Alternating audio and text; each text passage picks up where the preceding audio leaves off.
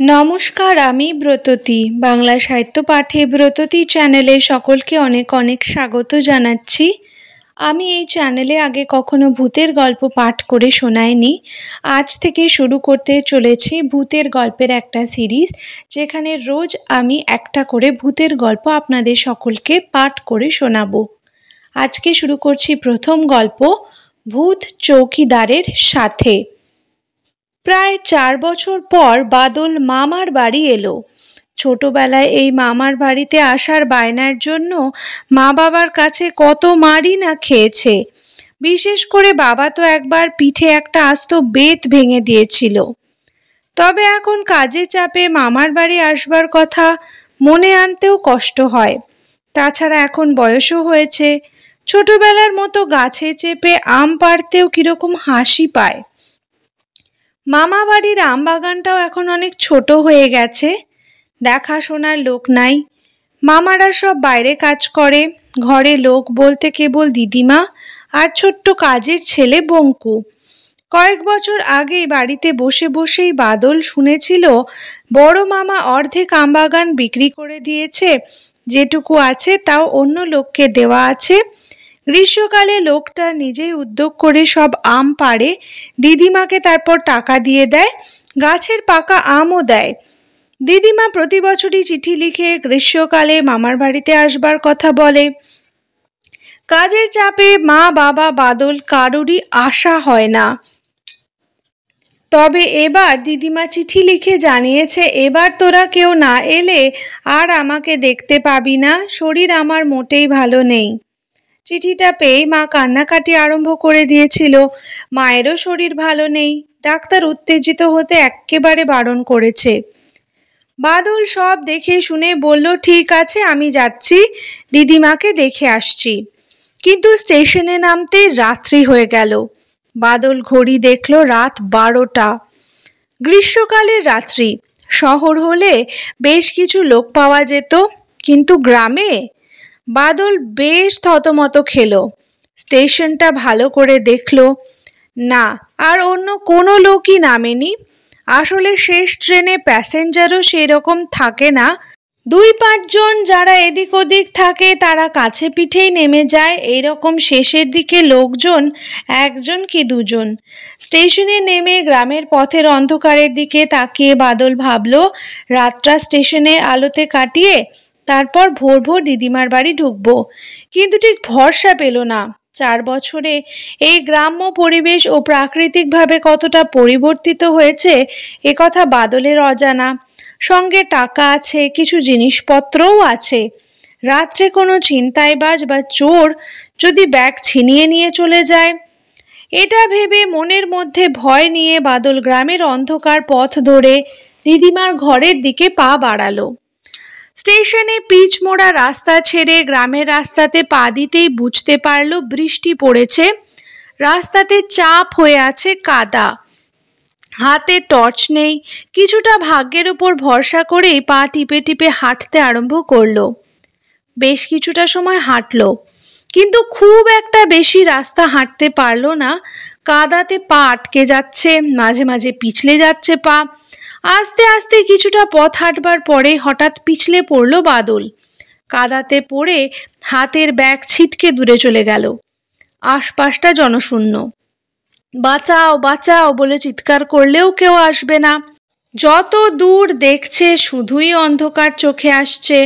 আস্তে আস্তে বাদল নিজে নিজেই উঠতে চেষ্টা করলো, কিন্তু এত কাদা যে সব চেষ্টাই বৃথা হয়ে গেল। অন্ধকার রাস্তার মধ্যে বসে বসে তাও আস্তে আস্তে কাদা থেকে উঠবার চেষ্টা করতে লাগলো।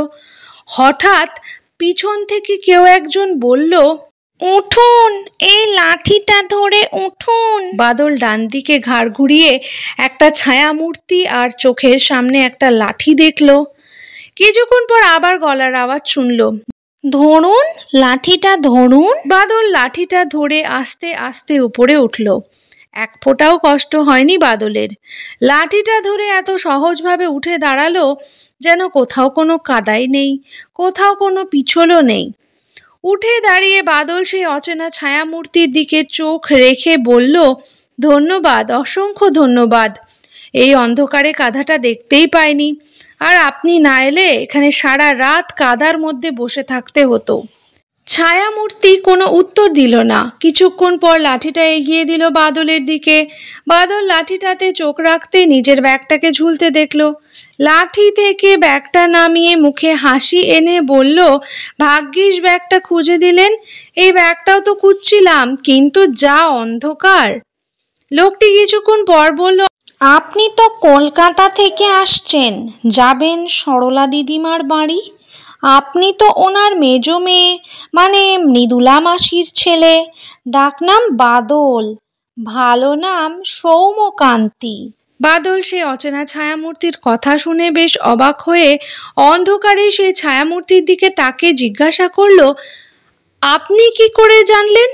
আমি সব জানি। এই গ্রামের কোথায় কে থাকে, কার বাড়ি থেকে আসছে, কার বাড়ি থেকে কে যাচ্ছে, আমাকে সব খবর রাখতে হয়।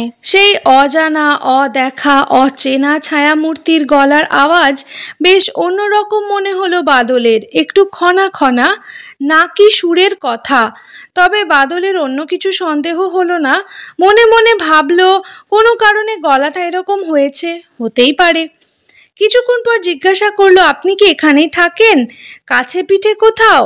আমি রাতে সারাটা গ্রামেই থাকি, ঘুরি, পাহারা দিই। আমি এই গ্রামের চৌকিদার। চৌকিদার? বাদলের গলাতে বেশ ভরসা পাওয়ার এবং সাহসের স্বর শোনা গেল।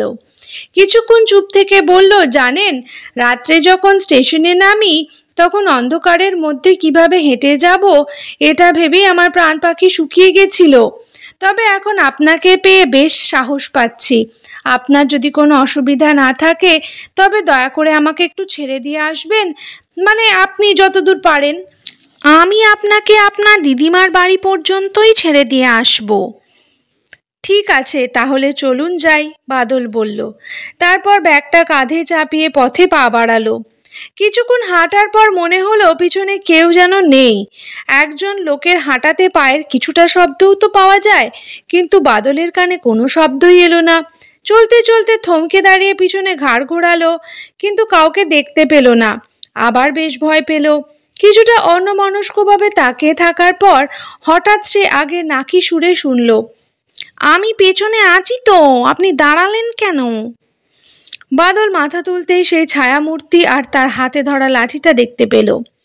বলল, আপনাকে বুঝতে পারছিলাম না, তাই ভয় লাগছিল। ছায়ামূর্তি বলল, পিছন দিকে তাকাবার প্রয়োজন নেই, আমি আপনার পিছন পিছন যাচ্ছি, আপনি শুধু সামনে এগিয়ে চলুন। বাদল বলল, আপনি চলতে চলতে মাঝে মাঝে লাঠিটা ঠুকবেন, আমি বুঝতে পারবো আপনি আসছেন। ছায়ামূর্তি উত্তর দিল, ঠিক আছে, তাই হবে।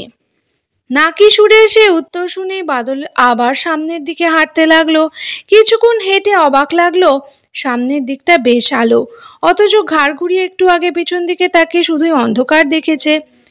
এত অন্ধকার যে চৌকিদারের লাঠিটা ছাড়ার কিছুই দেখতে পায়নি বাদল। অন্ধকার রাস্তা হলে বাদল বুঝতে পারল দিদিমার বাড়ির কাছাকাছি এসে গেছে। কিন্তু হঠাৎ গাটা খুবই ছমছম করে উঠল। মাথার উপর দিয়ে কয়েকটা প্যাঁচা উড়ে চলে গেল। পিছনে ছায়ামূর্তিটার দিকে কয়েকটা কুকুর ঘেউ ঘেউ করে তেড়ে এলো। বাদল ভয় পেয়ে দাঁড়িয়ে পড়তে সেই চৌকিদার আবার নাকি সুরে বলে উঠল, চলুন, এগিয়ে চলুন, কোনো ভয় নেই। বাদল এগিয়ে যেতে লাগলো। পিছনে লাঠি ঠুকে ঠুকে এগিয়ে চলল সেই চৌকিদার। আগের মতোই ঘেউ ঘেউ করছে কুকুর, মাঝে মাঝেই মাথার উপর দিয়ে ঝাঁঝা করে উড়ে যাচ্ছে প্যাঁচা। কিছুটা এগিয়ে যাওয়ার পরই বাদল দিদিমার ঘরটা দেখলো। ঘাড় ঘুরিয়ে চৌকিদারকে বলতে গেল, অনেক ধন্যবাদ, কিন্তু ঘাড় ঘোরাতে কাউকেই দেখতে পেল না। বাদল বেশ অবাক হয়ে ভাবলো, এত কম সময়ের মধ্যে লোকটা ভ্যানিশ হয়ে গেল নাকি? তারপরে অবশ্য দিদিমার বাড়ির দরজায় ঠক ঠক করতে লাগলো। বঙ্কু অনেকক্ষণ পর দরজা খুলে বাদলকে দেখে বেশ অবাক হয়ে গেল। বাবা, এত রাতে? বাদল বলল, ওই অফিস করে এলাম, তাই দেরি হয়ে গেল। বঙ্কু দরজা বন্ধ করে বাদলকে ঘরের ভেতর নিয়ে এলো। তারপর জিজ্ঞাসা করলো, বাবু, এত রাতে স্টেশন থেকে বাড়ি এলে রাস্তায় কিছু দেখনি? বাদল বেশ সহজভাবে উত্তর দিল, না, চৌকিদারের সাথে চলে এলাম। চৌকিদারের কথা শুনেই বঙ্কু চমকে উঠে বলল, চৌকিদারের সাথে এলে? বাদল আবার সহজভাবে বলল, হ্যাঁ, কেন? দিদিমা কোনো কথা না বলে ঠাকুরঘর থেকে গঙ্গা জল এনে বাদলের গায়ে ছিটিয়ে বলল, রাম রাম রাম রাম। বাদল কোনো কিছু বুঝতে না পেরে বলল, কি ব্যাপার, তোমরা এরকম করছো কেন? বঙ্কু বলল, দাদা বাবু, ওই চৌকিদার তো 1 বছর আগে এই রাতে খুন হয়েছিল। তারপর ভূত হয়ে সারা গ্রাম সারা রাত লাঠি ঠোকে আর ঘুরে বেড়ায়। ওর ভয়ে রাত্রে চোর ডাকাত আসাও বন্ধ হয়েছে। তেমনি আমরাও রাত্রে বের হই না। বাদল আর কোনো কথা বলল না, শুধু সব ঘটনা একের পর এক মনে করতে লাগলো।